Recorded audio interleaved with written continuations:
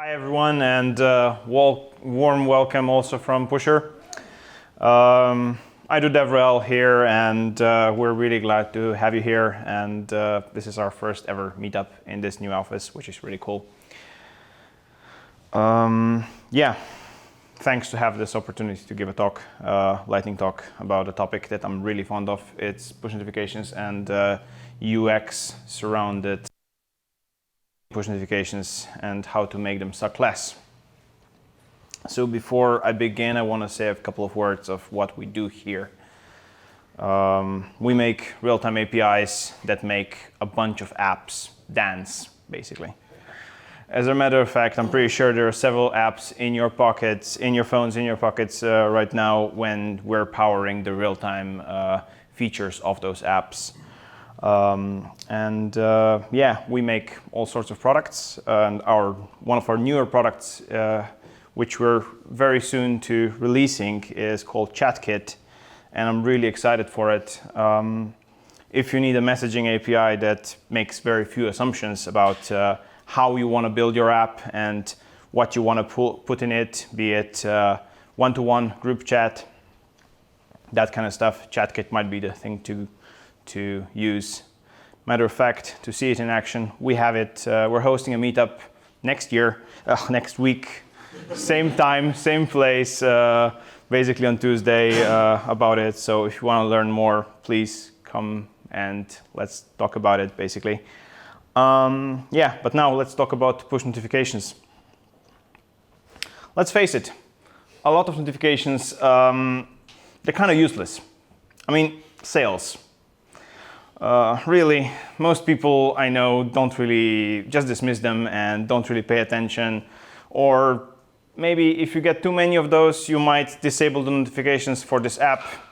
Or if they get really annoying, you might just uninstall the app and stop using the service altogether. And or what we call in marketing lingo is basically going to churn, which is bad. But airlines are obviously not the only ones. You got their games. Anyone plays their games? They have chests and loot boxes and reward boxes, and they come every 24 hours and every week, and you get a nice little push notification telling you, hey, something is waiting for you. You got a rare reward coming for you. And surely the best way to tell someone that something shiny is waiting for them is to send them a push. And more you have them, more games you have, the more of those notifications you're going to be receiving more often. And they're probably the worst offenders, even worse than shopping and airline apps. But the unfortunate truth is that pretty much every single industry has them. Social media, shopping, delivery. We're just bombarded with those notifications. I mentioned airlines already, but here they are again, EasyJet. You're probably familiar with this one. They do let their marketing department hit their performance targets, and they just send blanket push notifications to millions of people with advertisement so that they sell more seats. But on the other hand, EasyJet also does things like this.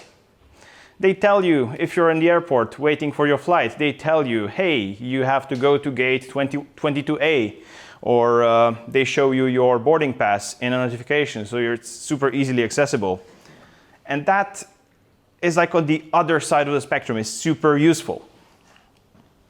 And hard to believe, these hyper-contextual, super targeted, really contextually relevant notification for you come from the same app, come from the same team, and are built with more or less the same technologies.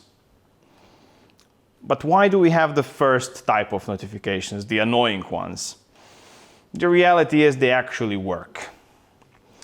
They kind of push the needle, and ever so slightly the numbers will improve when you send something, and more people will open your app, and if more people open your app, more people will make a purchase, and job done. Just send more of those, and we all go home with a nice Christmas bonus. I've worked in retail, and it's not too far from the truth. So yeah, I mean, there's science to confirm why this works. Unfortunately, the way pushes work is they give us a constant stream of mini rewards, the boxes. They're mini bits of gratification, just randomly popping up all the time. Just open this up and you'll see something amazing. Look what I have in store for you. Maybe an item you were looking at is on sale, or something you've searched for is running out of stock. Just something. These are the actions that are designed to trigger addictions, designed to just make some cheap marketing tricks to make sales. It doesn't really help anyone, so it doesn't help your users. So if you want to get from here to here, just pay attention and let's figure out how to make the notification rock instead of suck. The first step you need to take is to ask yourself, do I need to send a push notification? And then you follow this really simple handy guide made by your friends at Slack. So this is an actual diagram, a flowchart from Slack, how they make a decision whether to send a notification. At the beginning you have the question, should we send one? And then you go through 20, 30 questions, follow-up questions, until you come to either yes or a no. And the thing is, they take a bunch of stuff under consideration, and they get two things really well. First one is personalization. Different devices that you have, they might have different rules. Maybe you like notifications to come on desktop, but not on your phone. Maybe you don't want them on your iPad, or maybe you want them in some channels and you really don't want them in most other channels. But the point is, you set everything in your app. Slack gives you this opportunity to set everything based on your preferences, and that's key. And on the other thing it gets right is the context.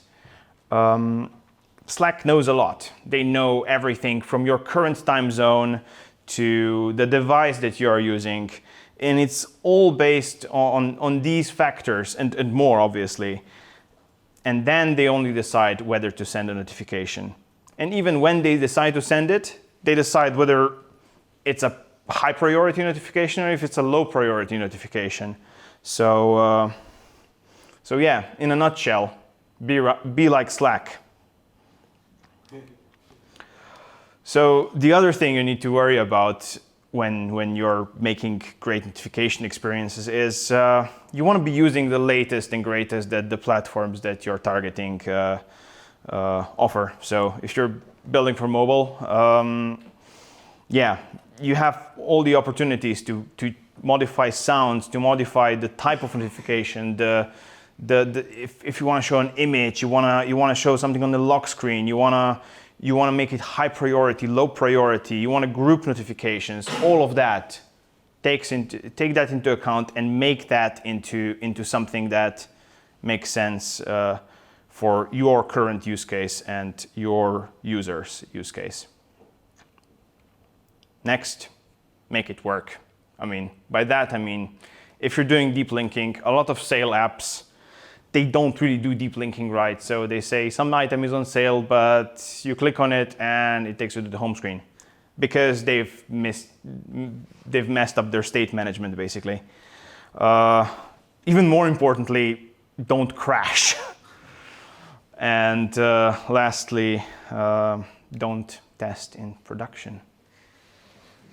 This is from Jack Dorsey. He's the CEO of Twitter. And this was 2 weeks ago, basically.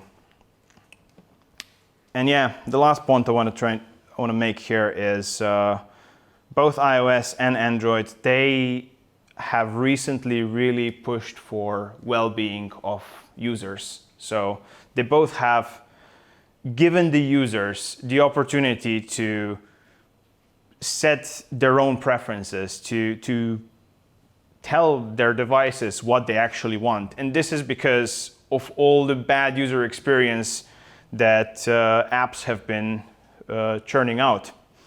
You can basically disable all of the notifications. You can disable everything that you can see, and just so that they gave the power back to the user, because all we want to be is more calm.